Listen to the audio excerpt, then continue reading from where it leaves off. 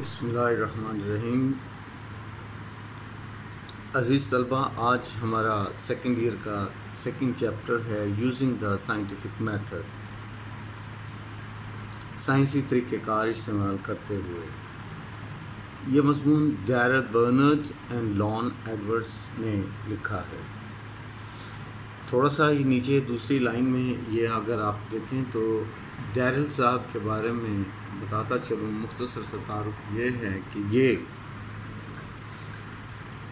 Chairman رہے science education new York university کے school wing میں ایک سائنس ٹیچر کے طور پر، سائنس ایجوکیشن کے طور پر اس ڈپارٹمنٹ کے چیئرمین رہے۔ اسی طرح سے جو لان ایڈورڈ صاحب ہیں وہ بھی ڈیمبری اسٹیٹ ٹیچرز کالج میں وہاں اپنی سروس پرفارم کرتے رہے۔ یہ مضمون دونوں کا ایک کو وینچر کہہ لیں، کو آتھرائزیشن کہہ لیں، 1956 میں لکھا گیا۔ ان کی ایک واضح بک تھی دا نیو بیسک سائنس، بڑی ایک سائنس کے موضوع پر اس دور کی بہت جامع قسم کی کتاب تھی دا نیو بیسک سائنس۔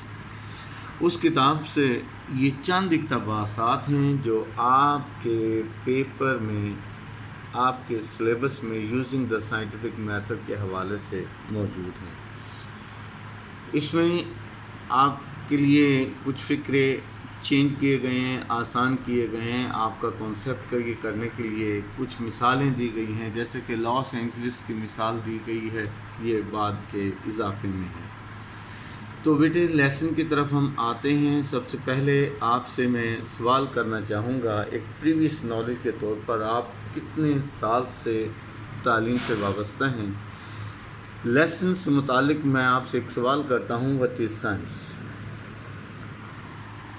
آپ سب سائنس پڑھتے رہے ہیں، 9th 10th 8th 6th، یعنی ہر گریڈ پر، ہر لیول پر آپ نے سائنس پڑھی ہے۔ عزیز طلبہ، سائنس کے آج آپ کے کالج میں، آپ کے سکولز میں اسپیشلسٹ ٹیچرز بھی موجود ہیں جو بڑے الیبوریٹ آپ کو سائنس کے بارے میں بتاتے ہیں۔ سائنس کو اگر ہم ڈیفائن کریں تو ہم کہہ سکتے ہیں knowing of truth, knowing of reality. اس کے علاوہ ہم کہہ سکتے ہیں it is the pursuit of and application of knowledge and understanding of truth and facts، حقائق اور سچائی کی تلاش۔ سچ میں بھی آگے مزید سچ کیا ہے؟ جیسے کائنات ایک سچ ہے، کائنات میں پلانٹ سچ میں ایک موجود سچ، کائنات میں سٹارز وہ سچ میں ایک اور سچ، پھر سٹار کے بعد اندر کیا کون سی گیسیں ہیں، کون سی اس میں میٹلز ہیں، کون سے ایلیمنٹس ہیں، کیا کچھ ہے، وہ بھی ایک سچ ہے۔ سچ میں سچ یعنی تفکر فی الخلق۔ قرآن پاک جیسے ہمیں دعوت دیتا ہے، جو اللہ تعالیٰ نے تخلیق فرمایا اس کی فکر کریں، اس کے بارے میں سوچیں، سچائی تلاش کریں۔ یوزنگ دا سائنٹیفک میتھڈ آج اسی لیول پر ہے۔ What is science? سائنس کے بارے میں ہم پڑھ چکے ہیں۔ Knowing of truth, reality, it is the pursuit and application of knowledge and understanding of truth and fact. اس کے علاوہ اب اگر ہم سوال کریں، چلیں یہ سائنس تو ہم سمجھ میں آتی ہے، تو what is scientific method? Scientific method کیا ہے؟ A process or step taken to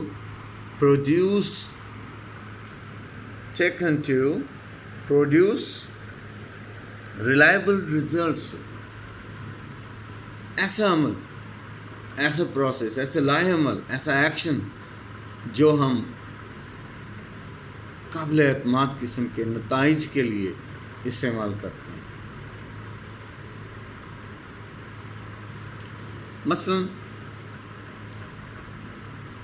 ایک ایگزامپل لے لیں کہ گلاس ہی کی ایگزامپل لے لیں کہ انسان نے گلاس کیسے بنائے۔ انسان پہلے پانی پیتا تھا، اس نے مسلسل پانی ہاتھوں کے ذریعے، ہاتھوں کو بند کرتے اس نے پانی پیا۔ اس نے سوچا کہ پانی جو ہے میرے ہاتھوں سے گرتا ہے۔ اس نے پھر سوچا کہ اچھا چلو میں اس کی کوئی ایک شیپ دوں، جس سے پانی کور ہے اور میں پانی پی لوں. پہلے اس نے یہ پروسیس ہے، یہ میتھڈ ہے، یہ سائنٹیفک اپروچ تھی جو انسان نے وہ ہاتھوں کو اکٹھا کر کے کوزے کی صورت میں بنانے کی بجائے آہستہ آہستہ اس نے گلاس اور سرائیاں اور اس طرح کی بے شمار چیزیں ایسے کنٹینر بنا دی جس میں پانی ریزرو کر سکتے ہیں.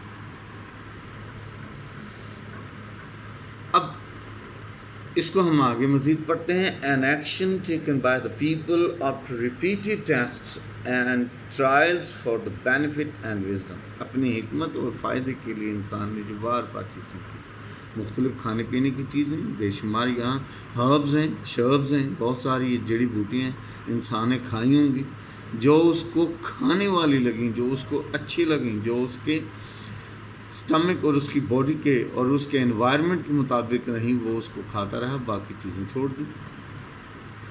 بہت ساری جو سائنس کے حوالے سے آپ پڑھتے ہیں، بہت ساری ایسی ہربز ہیں جو اینیملز کھاتے ہیں، انسان نہیں کھاتے ہیں. یہ بایولوجی آپ کے ٹیچر آپ کو بڑی ڈیٹیل سے بتائیں گے. تو ہم پروسیس لے رہے ہیں کہ جس سے بار بار ٹیسٹ کیا گیا اور اس سے اس کو فائدہ ہوا، اس کی حکمت بڑھی. اب اس سبق کا مین پوائنٹ کیا ہے؟ Main point of the lesson اگر ہم پڑھتے ہیں تو اس میں بیٹے اندازہ ہم یہ لگائیں گے، comparison of the past and present people on following grounds. اصل میں مصنفین نے ماضی اور آج کے دور کے جدید دور کے انسانوں اور طرز زندگی اور ہمارے لائف سٹائل پر بحث کی ہے، ان کا کمپیئر کیا، ان کا موازنہ. کن صورتوں میں کی ہیں؟ 4-5 پوائنٹ ہیں. جیسے کنٹرول آف ڈیزیز پر کیا ہے، ماضی کی اس نے پک دکھائی ہیں، ماضی کی ہمیں بتاتے ہیں کہ ماضی میں کس طرح کی بیماریاں تھیں اور اب ہم کیسے اس پر کنٹرول کرتے جا رہے ہیں. ماضی میں سینیٹری کنڈیشن کیا صورتحال تھی اور اب ہم کیا کرتے ہیں. پھر اسی طرح سے ماضی میں فوڈ کی کنڈیشنز تھیں، کیا تھیں، پھر ہمارا رویہ ہے، ایٹیٹیوڈ، اس کے بارے میں بھی ہے. دوسری بات مصنف اپنی سبق کے آغاز میں ہی کہہ دیتا ہے، وہ کیا کہتا ہے کہ آج کے modern men are more advanced in transportation and communication. ہم زیادہ ترقی یافتہ ہیں اپنے ذرائع رسل و رسائل میں، ذرائع نقل و حمل میں ماضی کے لوگوں سے. اب بیٹے آج ہم بات کرتے ہیں اگلے لیول پر، سینیٹری کنڈیشنز. اس میں آپ کی آسانی کے لیے میں نے یہ کمپیئر کر دیا ہے کہ ماضی میں جسٹ 100 ماضی کے لوگوں میں طرز زندگی، ان کا لائف سٹائل، سینیٹری کے بارے میں کیا تھا، آج کیا ہے، ریسنٹ کیا ہے. اسی طرح سے ہم ایک اور بھی بات کرتے ہیں جہاں سے لیسن کا مصنفین نے آغاز کیا، وہ ہے control of disease.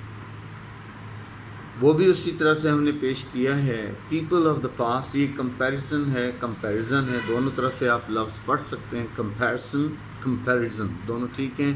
People of the past, ماضی کے لوگ بیماری کے حوالے سے کیا تھے، کس طرح کی ان کے لائف لیڈ ہوتی تھی، ان کیسے زندگی گزارتے تھے، ان کی زندگی کس حد تک ڈینجرس تھی یا کس حد تک ولنریبل ٹو ڈیزیزز تھی. آج ماڈرن پیپل کیا ہیں. جیسے اگزامپل دیتا ہے مصنف، لکھتے ہیں کہ پاسٹ نمبر 1 پوائنٹ ہے 8، past people were narrow minded, dirty and less rational, عقل مند، حکمت وار. وہ بہت کم اپنی حکمت استعمال کرتے تھے. آہستہ آہستہ انسان کی جو پروسیس ہے، آہستہ آہستہ وزڈم کی جو پروسیس انسان نے یوز کی ہے، وہ آہستہ آہستہ آگ ڈسکوری ہے. لیکن آگ استعمال کرنے کے ذرائع یہ انسان کا کیا ہے، میتھڈ ہے، سائنٹیفک میتھڈ اس نے یوز کیا، لیکن یہ سلو پروسیس تھا. تو اس کا ہم آگے ماڈرن پیپل کے بارے میں دیکھتے ہیں. Modern people are mentally active, وہ ذہنی طور پر بہت آگے ہیں، broad, clean and more rational, زیادہ حکمت استعمال کرتے ہیں، عقلیت کا استعمال کرتے ہیں. دوسری بات کیا ہے، ماضی میں کیا تھا، had not better control of disease, ماضی کے لوگ جو ہے بہتر بیماریوں پر بہتر کنٹرول نہیں کر سکے. اب اس کی نیچے اس نے فیکٹس دیے ہیں کہ 7 out of 8 babies died before reaching their first birthday. یعنی 8 بچوں کی اگر کہیں پیدائش ہوتی تھی کسی علاقے میں کسی ریاست میں تو ان میں 7 بچوں کے موت کا امکان یقینی ہو جاتا تھا اپنی پہلی سالگرہ تک پہنچتے جسٹ 1 سال کے اندر 7 بچوں کی ڈیتھ لاحق ہو سکتی تھی. جبکہ مصنف آج کے دور میں کیا کہتا ہے، جدید دور کے انسان نے have much better and cleaner medical facilities. جی بڑی بہتر صاف ستھری ان کی بہت اچھی ہائیجینکلی میڈیکیٹڈ قسم کی وہ اپنی میڈیکل فیسلٹیز کو انجوائے کرتا ہے آج کا انسان. پھر babies are born in hospital in much safer, زیادہ محفوظ and life securing environment hospitals میں. پھر اس کے بعد مصنف یہاں اب بتاتا ہے ہمیں اپ ٹو 12 یعنی 6 سال 7 سال 8 سال 3 سال ان سالوں میں بچوں کو کوئی نہ کوئی بیماری لاحق رہتی تھی. تو مصنفین کہتے ہیں up to 12 they had to face diseases like small pox چیچک جیسی بیماریاں، ٹائیفائڈ، میزلز، خسرہ، اسکارلیٹ فیور ایک بخار کی قسم ہے، اس کو زرد بخار بھی کہتے ہیں، کالرا، ہیزا، ڈفتیریا خناک اینڈ انفلوئنزا، اور یہ فلو کی شدید ترین قسم انفلوئنزا. یہ ساری بیماریاں انسان کو لاحق ہو سکتی تھیں اور انسان اس سے بھی وہ مر جاتا. آج کے دور میں کیا today such diseases have been controlled with vaccines. آج ہم نے کیا کیا ہے کہ ہمیں ویکسینیشن کے ذریعے ہم اس طرح کی بیماریوں پر اینٹی بایوٹکس کے ذریعے اینڈ ادر ڈرگز اور دوسری ادویات کے ذریعے ہم نے ان تمام بیماریوں پر کنٹرول کر دیا. اس کے بعد پھر مصنف ہمیں یہ بھی بتاتے ہیں A man crossing 30 years was considered lucky, fortunate. ماضی میں جو آدمی 30 سال کا ہو جاتا تو اس کو بڑا لکی سمجھا جاتا تھا، بہت خوش قسمت کے، لو جی اس نے زندگی کی 30 بہاریں دیکھ لیں. یہ بالکل جیسے فرسٹ ایئر میں آپ نے وہ لولیس of trees the cherry now جیسے وہاں کنسیپٹ ہے، یہاں بھی وہ ماضی میں یعنی وہ کہتے تھے کہ لکی انسان ہوتا تھا کہ جو 30 سال کے بعد زندہ رہتا تھا. اس کے لوگ کہتے تھے کہ کیا بات ہے اس کی زندگی کی.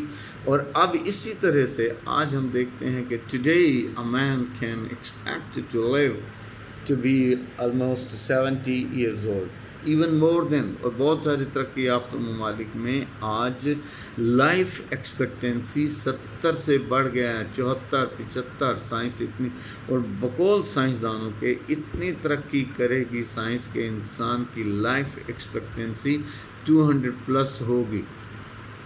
Today man can expect to live to be almost 70 years old.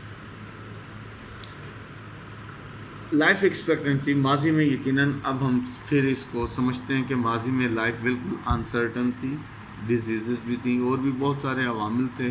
تو آج ہم بیٹے ان تمام چیزوں کو پڑھنے سمجھنے کے بعد دیکھیں گے کہ آپ نے کل اس بک کی جو پہلے حصے کی ٹیکسٹ ریڈنگ کس حد تک کی ہے، اس کی گرامر، اس کے شارٹ کویشچن وہ ہم اینڈ پر کریں گے. باقی کل لیکچر ہوگا انشاءاللہ. یاد رکھیں ٹیکسٹ ضرور ریڈ کریں، اس میں شارٹ کویشچن بنتے ہیں، سینونیمز بنتے ہیں، اسی سے ٹرانسلیشن بھی ہم پڑھنا سیکھیں گے. اللہ حافظ.